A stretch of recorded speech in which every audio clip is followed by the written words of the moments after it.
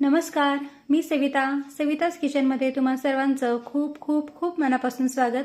आज आपण मोड आलेल्या हिरव्या मुगाचे थालीपीठ बनवणार आहोत। बनवायला हे थालीपीठ एकदम साधे आणि सोपे आहेत, अगदी झटपट बनून तयार होतात। चवीला पण खूप छान लागतात। सकाळी नाश्त्यालाच नाही तर दुपारच्या जेवणासाठी किंवा रात्रीच्या जेवणासाठी सुद्धा तुम्ही हे थालीपीठ बनवू शकता। मुलांना टिफिनमध्ये बनवून देण्यासाठी सुद्धा एकदम बेस्ट अशी ही रेसिपी आहे। चला तर मोड आलेल्या हिरव्या मुगाचे थालीपीठ कसे बनवायचे ते पाहूया। तर इथे मी 1 वाटी मोड आलेले हिरवे मूग घेतलेले आहेत। सुरुवातीला कच्चे मूग स्वच्छ धुवून घ्यायचे, 7 ते 8 तास पाण्यामध्ये भिजत ठेवायचे। त्यानंतर त्यातलं एक्स्ट्राचं पाणी काढून एका कॉटनच्या कपड्यामध्ये बांधून ठेवायचे, म्हणजे मग अशा पद्धतीने छानपैकी या मुगाला मोड येतात। तर तुम्ही पाहू शकता या मुगाला किती छान मोड आलेले आहेत। आता थालीपीठ बनवण्यासाठी सगळ्यात आधी आपण वाटण तयार करून घेऊया। आता सगळ्यात आधी मिक्सरचं भांडे घेऊया आणि या मिक्सरच्या भांड्यामध्ये 4 ते 5 मोडून घेतलेली हिरवी मिरची टाकूया। मिरची तुम्ही तुमच्या आवडीनुसार कमी जास्त करू शकता। त्यानंतर 10 ते 12 लसूण पाकळ्या आणि एक छोटा आल्याचा तुकडा टाकूया आणि मिक्सरमध्ये हे थोडेसे जाडसर भरडून घेऊया। तर हे पहा, हे असं जाडसर वाटण मी मिरचीचं करून घेतलेलं आहे। आता मिरचीचं वाटण एका वाटीमध्ये काढून या मिक्सरच्या भांड्यामध्ये हे 1 वाटी मोड आलेले मूग टाकूया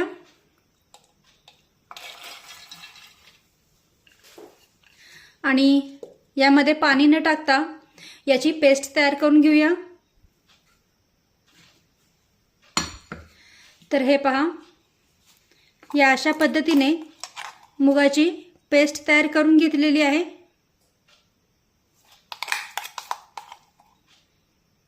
यामध्ये काही मुगाचे कण थोडेसे जाडसर राहिले ना तरीही चालेल।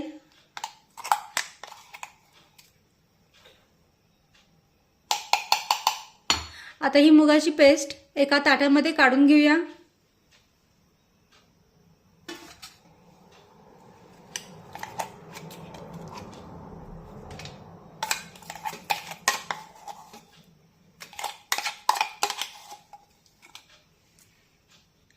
एक बारीक चिरून घेतलेला कांदा टाकूया। त्यानंतर हे मिरचीचं वाटण टाकूया। त्यानंतर यामध्ये 1 वाटी ज्वारीचं पीठ टाकूया। मिश्रणाला बाइंडिंग छान यावं म्हणून 2 ते 3 चमचे गव्हाचं पीठ टाकूया। त्यानंतर 2 चमचे तीळ टाकूया। पाव चमचा हिंग टाकूया। अर्धा चमचा हळद टाकून घेते।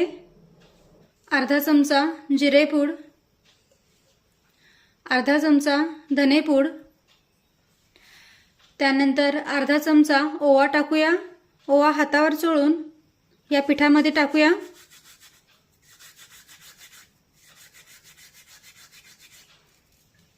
म्हणजे मग त्याचा फ्लेवर थालीपीठामध्ये छान उतरतो। त्यानंतर चवीनुसार मीठ टाकून घेऊया। थालीपीठ छान खमंग आणि खुसखुशीत व्हावं म्हणून चमचाभर तेल टाकूया। त्यानंतर बारीक चिरलेली कोथिंबीर टाकूया आणि आता हे सर्व जिन्नस व्यवस्थित मिक्स करून घेऊया। यामध्ये लगेचच पाणी टाकायची घाई करायची नाही, कारण मूग व्यवस्थित भिजलेले आहेत आणि त्याची जी आपण पेस्ट तयार करून घेतली आहे त्या पेस्टच्या ओलाव्यातच हे सर्व साहित्य आपल्याला व्यवस्थित मिक्स करून घ्यायचं आहे। अगदीच गरज वाटली तरच यामध्ये पाणी टाकून हे पीठ आपण मळून घेऊया। पीठ चांगलं दाबून दाबून मळून घ्यायचं, म्हणजे मग सर्व साहित्य अगदी व्यवस्थित मिक्स होतं। पीठ आपल्याला खूप घट्ट मळायचं नाहीये, सैलसरच मळून घ्यायचं आहे। तर पहा, हे मिश्रण घट्ट आहे, त्यामुळे यामध्ये मी अगदी थोडंसं पाणी टाकते. या मिक्सरच्या भांड्यामध्येच चमचा 2 चमचे मी पाणी घेतलेलं आहे.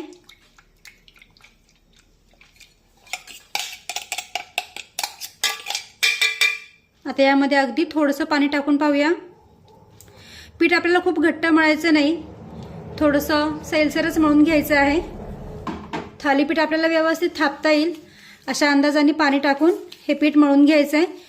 म्हणजे जसं आपण भाकरीसाठी पीठ मळतो ना, त्याच पद्धतीने हे पीठ सुद्धा मळून घ्यायचं आहे. तर हे पहा, इथे मी व्यवस्थित पीठ मळून घेतलेलं आहे. हे असं सैलसरच पीठ मळून घ्यायचं. आणि आता लगेचच आपण थालीपीठ बनवायला सुरुवात करूया. तर इथे मी पोलपाटावर एक कॉटनचा कपडा घेतलेला आहे. आता या कपड्यावर थोडंसं पाणी शिंपडून याला ओलसर करून घेऊया. आता पिठाचा एक गोळा काढून घेऊया आणि याला व्यवस्थित गोल आकार देऊन पाण्याच्या हाताने थापून घेऊया.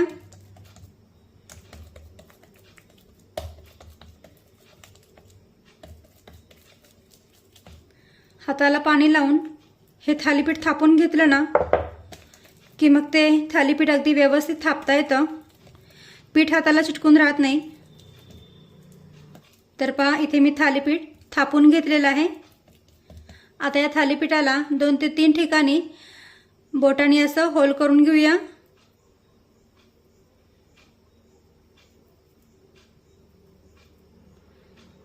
म्हणजे मग थालीपीठ आतपर्यंत अगदी व्यवस्थित भाजलं जातं. आणि आता हे थालीपीठ आपण तव्यावर अलगद सोडूया. इकडे गॅसवर मी तवा गरम करण्यासाठी ठेवलेला आहे. आता या तव्यावर थोडंसं तेल सोडूया. तेल, तूप काही वापरू शकता.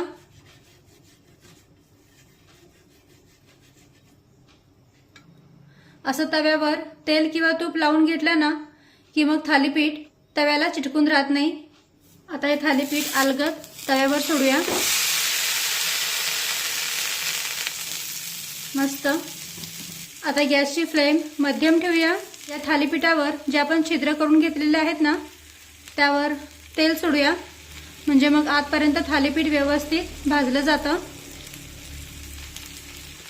आणि आता या थालीपीठावर झाकण ठेवूया आणि 2 ते 3 मिनिटे मध्यम आचेवर हे थालीपीठ भाजून घेऊया. थालीपीठावर झाकण ठेवून थालीपीठ जर का भाजून घेतलं ना तर वरून चिरा पडत नाहीत.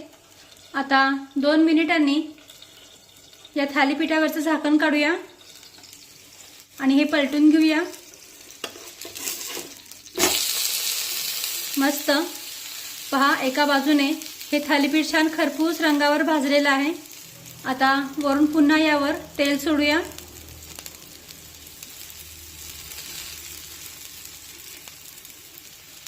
आता मात्र यावर झाकण न ठेवता हे थालीपीठ आपण भाजून घेऊया.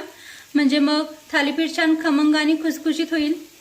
आता साधारण 2 मिनिटांनी हे थालीपीठ आपण पलटून घेऊया. तर पहा, दुसऱ्या बाजूने सुद्धा थालीपीठ छानपैकी भाजलेलं आहे. मस्त रंग आलेला आहे थालीपीठाला, तुम्ही पाहू शकता. आता उलटपुलट करत छानपैकी हे भाजून घेऊया.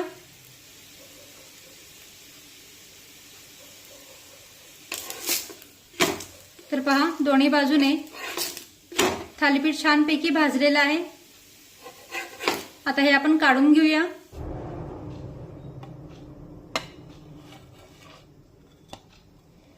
मस्त.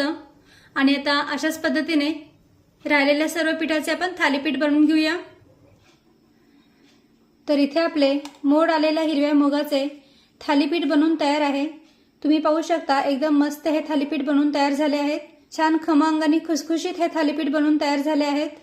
आपण घेतलेल्या साहित्यामध्ये एकूण 4 ते 5 थालीपीठ बनवून तयार झाले आहेत. तुम्ही पाहू शकता, छानपैकी हे भाजले आहेत.